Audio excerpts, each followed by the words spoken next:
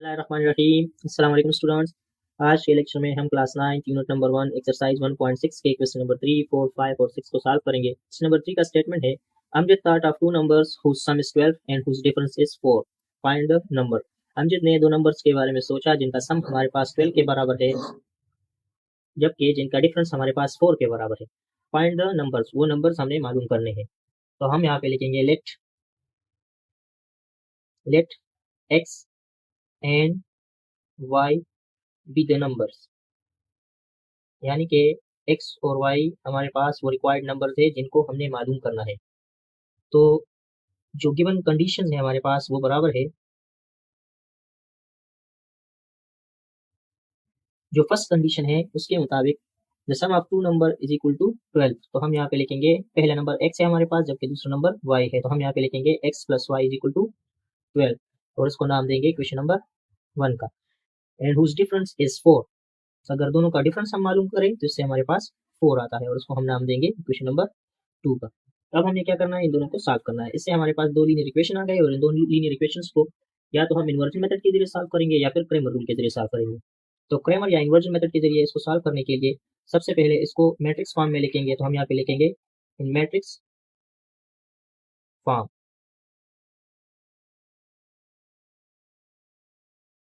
यहाँ पर x का कोफिशिएंट 1 है तो 1 आएगा, y का कोफिशिएंट 1 है तो यहाँ पर भी 1 आ जाएगा। x का कोफिशिएंट 1 है, y का कोफिशिएंट माइनस 1।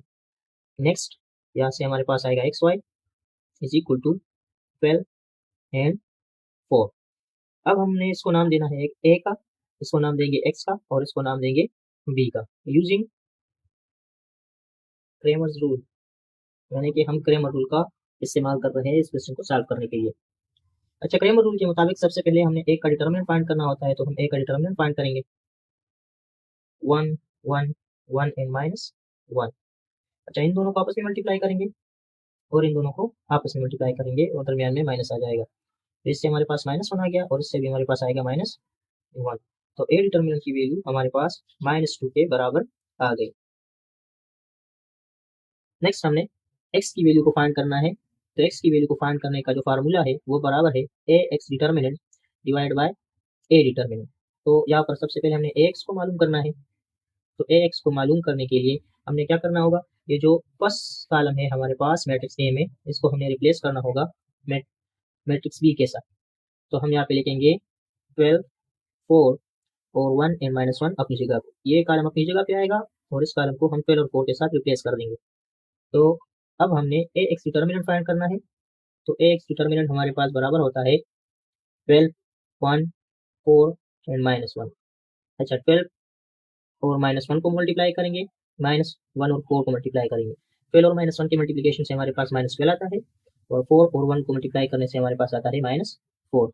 इन दोनों के समेशन से हमारे पास आएगा -16। तो ए एक्स डिटर्मिनेंट हमारे पास बराबर आ गया -16 के।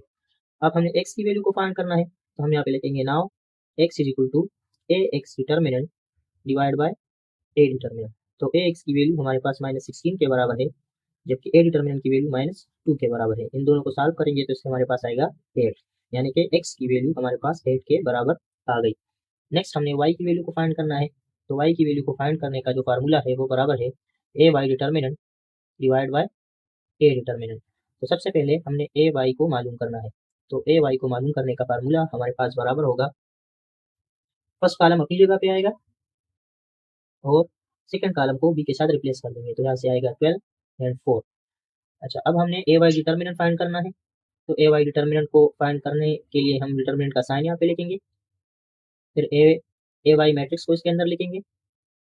अब हमने इसका डिटर्मिनेंट फाइंड करना है। तो 1 multiplied by 4 minus 1 multiplied by 12।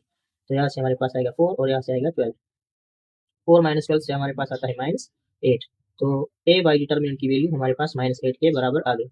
अच्छा, नाउ वाई हमारे पास बराबर होता है A y determinant divide by A determinant.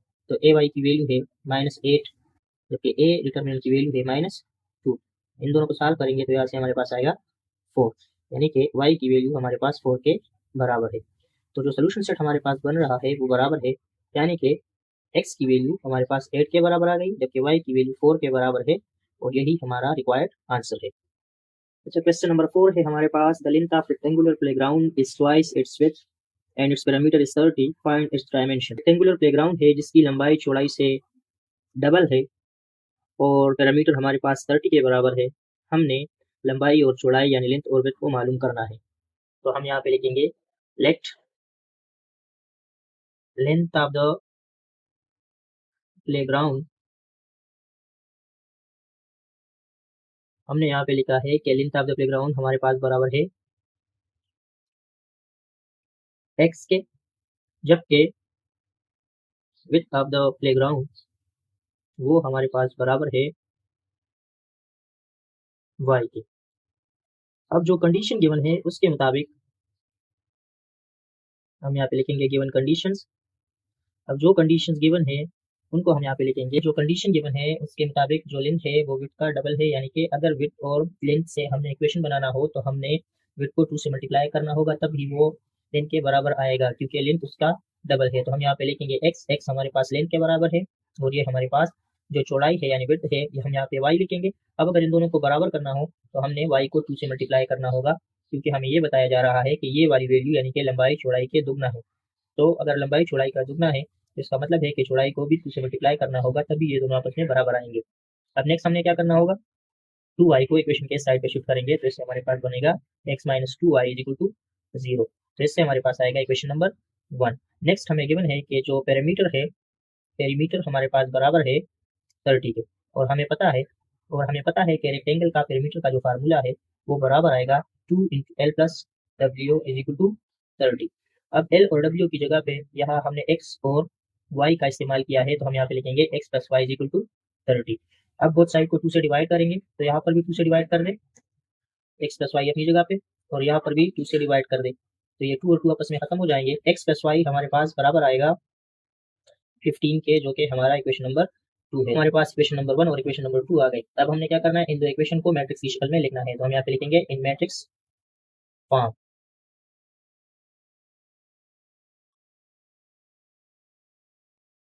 अच्छा, इस इक्वेशन में जो x का कोफिशिएंट है वो 1 के बराबर है और y का कोफिशिएंट -2 के बराबर है। इस इक्वेशन में x का कोफिशिएंट 1 के बराबर है जबकि y का कोफिशिएंट भी 1 के बराबर है। यहाँ पर एक्स वाई आएगा इज इक्वल टू, यहाँ पर हमारे पास आएगा, यहाँ पर 0 है तो 0 लिखेंगे और यहाँ पर 15 है तो 15 लिखेंगे। इस इक्वेशन को नाम देंगे a का, इसको नाम देंगे x का और इसको नाम देंगे b का। अब हमने इसको क्रेमर रूल के जरिए सॉल्व करना है, तो हम यहाँ पे लिखेंगे यूजिंग क्रेमर्स रूल। आप लोग चाहे तो इन्वर्जन मेथड के जरिए भी इसको सॉल्व कर सकते हैं। अच्छा, क्रेमर रूल के जरिए इस क्वेश्चन को सॉल्व करने के लिए सबसे पहले हमें ए डिटर्मिनेंट की वैल्यू को फाइंड करना होता है, तो हम यहाँ पे लिखेंगे ए डिटर्मिनेंट। तो ए की वैल्यू हमारे पास बराबर है 1 1 -2 एंड 1। अब इसका डिटर्मिनेंट फाइंड करेंगे तो 1 को 1 के साथ मल्टीप्लाई करेंगे, -1 को -2 के साथ मल्टीप्लाई करेंगे, तो यहाँ से हमारे पास 1 आएगा, जबकि यहाँ से हमारे पास आएगा +2। तो ए डिटर्मिनेंट की वैल्यू हमारे पास बराबर आ गई 3 के। नेक्स्ट हमने x की वैल्यू को फाइंड करना होता है, तो x की वैल्यू को फाइंड करने का जो फार्मूला है वो बराबर है A x determinant divide by A determinant. तो सबसे पहले हमने ए एक्स को मालूम करना होगा, तो ए एक्स हमारे पास बराबर है, हमने क्या करना होगा, जो फर्स्ट कॉलम है इसको रिप्लेस करेंगे बी मैट्रिक्स के साथ। तो यहाँ पर हम लिखेंगे 0 15 और यहाँ से हमारे पास आएगा -2 1। अब हमने ए एक्स का डिटर्मिनेंट फाइंड करना है, तो ए एक्स का डिटर्मिनेंट हमारे पास बराबर आएगा 0 15 -2 एंड 1। तो 0 और 1 को मल्टीप्लाई करेंगे, -2 और 15 को मल्टीप्लाई करेंगे, तो यहाँ से हमारे पास आएगा 0, माइनस इंटू माइनस प्लस, यहाँ से हमारे पास आएगा 30। तो ए एक्स डिटर्मिनेंट की वैल्यू हमारे पास बराबर आ गई 30 के। अब एक्स की वैल्यू को फाइंड करने का जो फार्मूला है तो वो हमें पता है कि बराबर होता है A x determinant divide by A determinant. तो एक्स अपनी जगह पे, ए एक्स की जो वैल्यू हमारे पास आई है वो बराबर है 30 के, जबकि ए डिटर्मिनेंट की वैल्यू हमारे पास बराबर है 3 के, तो हम यहाँ पे लिखेंगे 3। 30 को 3 से डिवाइड करेंगे तो इससे हमारे पास आएगा 10, यानी कि x की वैल्यू हमारे पास 10 के बराबर आ गई। हमने y की वैल्यू को फाइंड करना है, तो y की वैल्यू को फाइंड करने का जो फार्मूला है वो बराबर है A y determinant divide by A determinant. तो सबसे पहले हमने ए वाई को मालूम करना होता है कि ए वाई हमारे पास किस चीज़ के बराबर है। तो ए वाई को मालूम करने के लिए जो फर्स्ट कॉलम है ए का वो अपनी जगह पे आएगा, जबकि सेकंड कॉलम को हम इससे रिप्लेस कर देंगे, बी के साथ रिप्लेस कर देंगे। अब हमने ए वाई का डिटर्मिनेंट मालूम करना है, तो ए वाई का डिटर्मिनेंट मालूम करने के लिए हम यहाँ पे लिखेंगे ए वाई डिटर्मिनेंट 1 और 15 को मल्टीप्लाई करेंगे, -1 और 0 को मल्टीप्लाई करेंगे, तो इससे हमारे पास आएगा 15। तो ए वाई डिटर्मिनेंट की वैल्यू हमारे पास 15 के बराबर आ गई। अब हमें पता है कि y को मालूम करने का जो फार्मूला है वो बराबर है A y determinant divide by A determinant. तो इसमें वैल्यूज को पुट करेंगे। ए वाई की वैल्यू हमारे पास 15 के बराबर आई है, तो हम यहाँ पे लिखेंगे 15 डिवाइड बाय ए डिटर्मिनेंट की वैल्यू 3 के बराबर है, तो हम यहाँ पे लिखेंगे 3। y को 15 को 3 से डिवाइड करेंगे तो इससे हमारे पास आता है 5, यानी कि y की वैल्यू हमारे पास 5 के बराबर आ गई। जो लेंथ है हमारे पास वो बराबर है x के, तो x की वैल्यू हमारे पास बराबर है 10 के, यानी कि x हमारे पास 10 के बराबर आया था, जबकि जो विड्थ है हमारे पास उसकी वैल्यू y के बराबर है और y हमारे पास बराबर है 5 के, जो कि हमारा रिक्वायर्ड आंसर। अच्छा, नेक्स्ट हमारे पास है क्वेश्चन नंबर 6, जिसकी स्टेटमेंट है if twice the son's age in year is added to the father's age the son is 70, but if twice the father age is added to the son's age the son is 95, find the age of father and son. यानी कि अगर सन के as को हम double करें और father के as के साथ जमा करें तो इससे हमारे पास 70 आता है, लेकिन अगर फादर के एज को हम डबल करें और सन के एज के साथ हम ऐड कर दें तो इससे 95 आता है। हमने क्या करना है, फादर और सन के एज को मालूम करना है। तो हम यहाँ पे लिखेंगे let age of the son is equal to x, जबकि एज ऑफ द फादर वो हमारे पास बराबर है वाई के। अब जो दो कंडीशन हमें गिवन है वो हमारे पास बराबर है, गिवन कंडीशन यहाँ पे लिखेंगे। जो फर्स्ट कंडीशन है उसके मुताबिक अगर सन के एज को हम डबल कर दे तो सन का एज एक्स के बराबर है, अगर हम इसको डबल कर दे तो इसको हम यहाँ पे लिखेंगे 2x प्लस, और फादर के एज के साथ ऐड कर दे तो 2x प्लस वाई, तो इससे हमारे पास आता है 70। तो हम यहाँ पे लिखेंगे 70 और इसको नाम देंगे क्वेश्चन नंबर 1 का। जो सेकंड कंडीशन है वो ये है कि अगर फादर के एज को हम डबल कर दे तो फादर का एज हमारे पास 2y के बराबर है प्लस सन का एज हमारे पास x के बराबर है, और इससे हमारे पास आता है 95, और ये है हमारा क्वेश्चन नंबर 2। अब हमने एक्स और वाई को मालूम करना है, यानी कि फादर और सन के एज को मालूम करना है। तो हम यहाँ पे लिखेंगे इन मैट्रिक्स फॉर्म। अच्छा, एक्स का कोफिशिएंट 2 के बराबर है तो यहाँ पर 2 आएगा, यहाँ पर 1 आ जाएगा। एक्स का कोफिशिएंट 1, वाई का कोफिशिएंट 2। नेक्स्ट हम यहाँ पे लिखेंगे x y is equal to 70 and 95। इसको नाम देंगे ए का, इसको एक्स का और इसको बी का। अब हमने इसको यूजिंग क्रेमर्स रूल, यानी कि हमने इसको क्रेमर रूल के जरिए सॉल्व करना है। तो क्रेमर रूल के जरिए सॉल्व करने के लिए सबसे पहले हमने ए का डिटरमिनेंट फाइंड करना होता है। तो हम ए का डिटरमिनेंट फाइंड करेंगे 2 1 1 एंड 2। अच्छा, 2 को 2 के साथ मल्टीप्लाई करेंगे, -1 को 1 के साथ मल्टीप्लाई करेंगे, तो 2 और 2 के मल्टीप्लिकेशन से हमारे पास 4 आता है और यहाँ से हमारे पास आएगा -1। तो ए डिटरमिनेंट की वैल्यू हमारे पास बराबर आ गई 3 के। नेक्स्ट हमने एक्स की वैल्यू को फाइंड करना है। तो एक्स की वैल्यू को फाइंड करने का जो फार्मूला है वो बराबर है A x determinant divide by A determinant. तो सबसे पहले हमने ए एक्स को मालूम करना होगा कि ए एक्स हमारे पास किस मैट्रिक्स के बराबर है। तो ए एक्स को मालूम करने के लिए ये जो फर्स्ट कॉलम है आपके पास, इसको आपने रिप्लेस करना होगा इस बी के साथ। तो यहाँ पर हम लिखेंगे 70 95 और 1 और 2 अपनी जगह पे। अब हमने ए एक्स डिटर्मिनेंट मालूम करना है, तो यहाँ से हमारे पास आएगा ए एक्स डिटर्मिनेंट 70।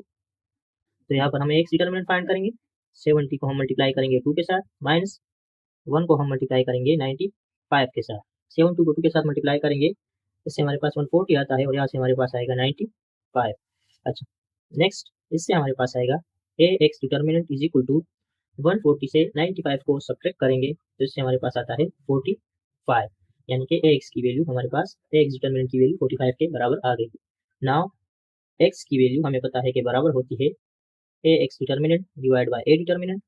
तो ए एक्स की वैल्यू हमारे पास 45 के बराबर है, जबकि ए की वैल्यू हमारे पास 3 के बराबर थी। तो इनको हल करेंगे तो इससे हमारे पास आता है 15, यानी कि एक्स की वैल्यू 15 के बराबर आ गई। नेक्स्ट हमने वाई की वैल्यू को फाइंड करना है। तो वाई की वैल्यू को फाइंड करने के लिए हम यहाँ पे लिखेंगे A y determinant divide by A determinant. तो सबसे पहले हम यहाँ पे ए वाई मैट्रिक्स को फाइंड करेंगे। तो ए वाई मैट्रिक्स को हम यहाँ पे लिखेंगे। ए वाई मैट्रिक्स हमारे पास बराबर आएगा, जो फर्स्ट कॉलम है वो अपनी जगह पे आ जाएगा और सेकंड कॉलम को हम रिप्लेस करेंगे। इस सेकंड कॉलम को हमने रिप्लेस करना होगा इस 70 और 95 के साथ, यानी कि मैट्रिक्स बी के साथ।